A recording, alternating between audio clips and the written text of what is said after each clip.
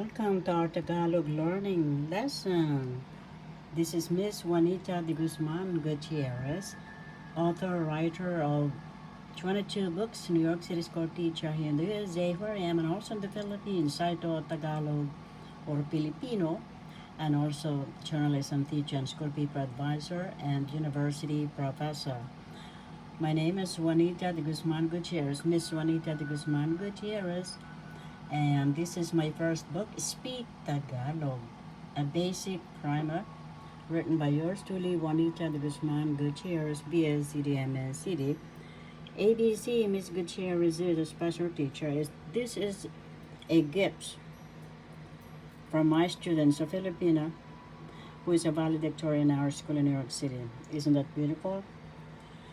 And all my 22 books are available worldwide at Amazon, all bookstores, worldwide stores near you, and at my two websites, Juanita Gutierrez, BSCDMSCD.com and JuanitaGutierrez.com.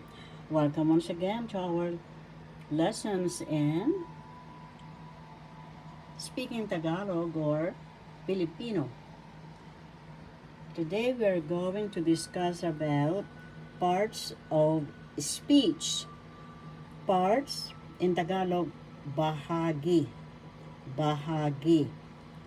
O in Tagalog is ng. Speech in Tagalog is pananalita. Pananalita. Speech in English. And there are eight there are eight parts of speech in English, but in Tagalog, there are 9. Siyam in Tagalog. Siyam na bahagi ng pananalita sa Tagalog. Number 1, pangalan. In English, noun. Number 2, panghalip. In English, pronoun. Number 3, pandiwa. In English, verb. Number 4, pang-uri. In English, adjective. Number 5, pang-abay. In English, adverb.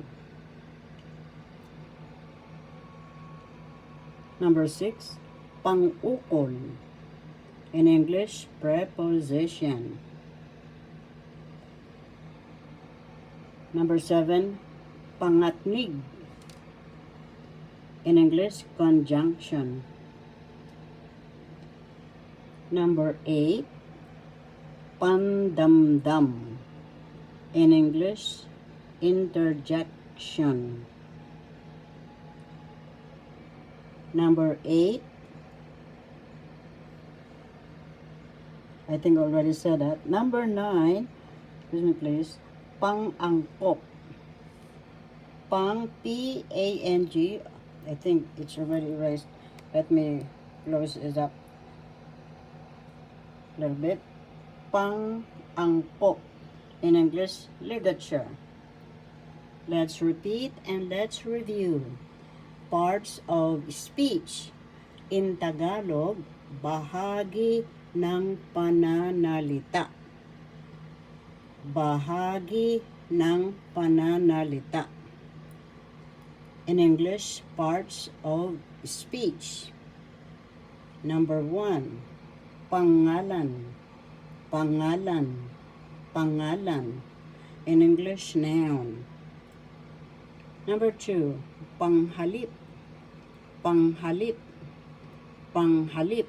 In English, pronoun. Number 3, pandiwa. Pandiwa. In English, verb.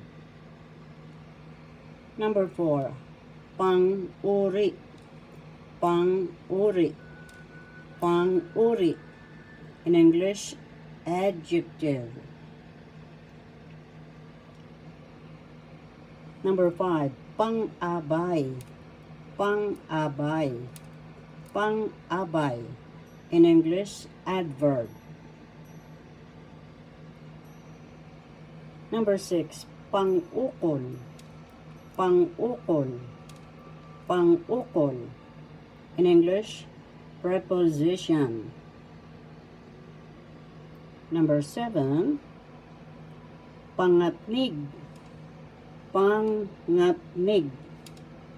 Pangatnig. In English, conjunction.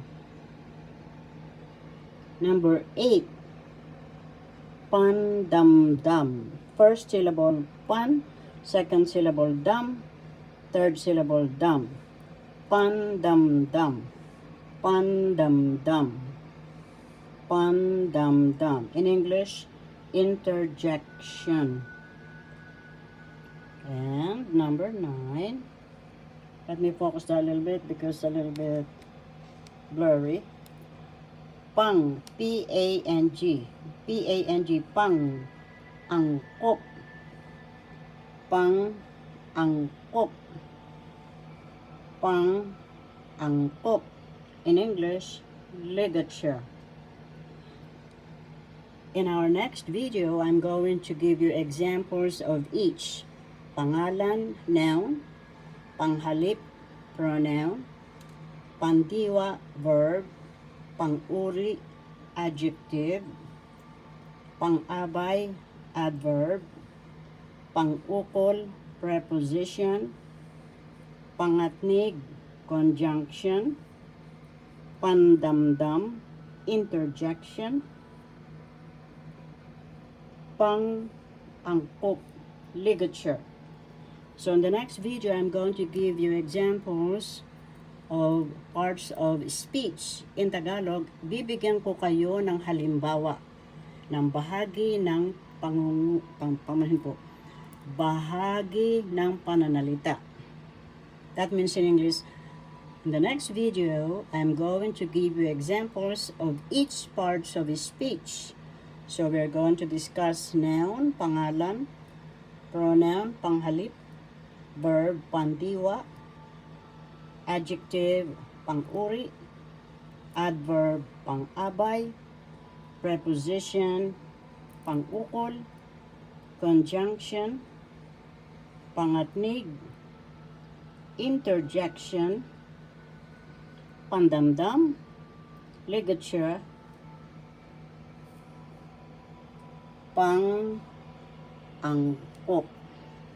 So these are the 9 parts of speech in Tagalog. But in English,